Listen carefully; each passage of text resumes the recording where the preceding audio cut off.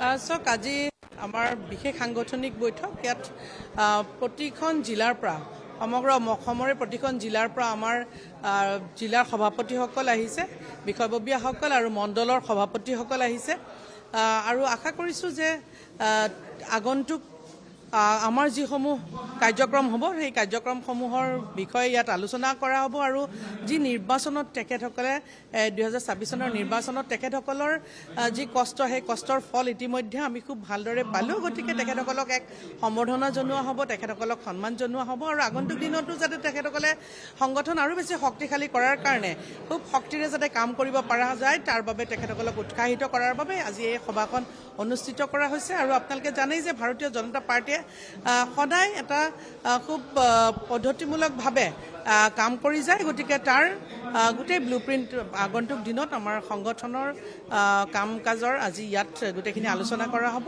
সেইখিনিয়ে আজিৰ বিষয়। নিৰ্বাচনৰ পাছত প্ৰথমখন সাংগঠনিক বৈঠক য'ত সভাপতি মহোদয় আৰু আমাৰ মুখ্যমন্ত্ৰী মহোদয় উপস্থিত থাকিব। প্ৰতিগৰাকী দলীয় কৰ্মকৰ্তাৰ উপস্থিতিত এই সভাখন আজি অনুষ্ঠিত কৰা হৈছে।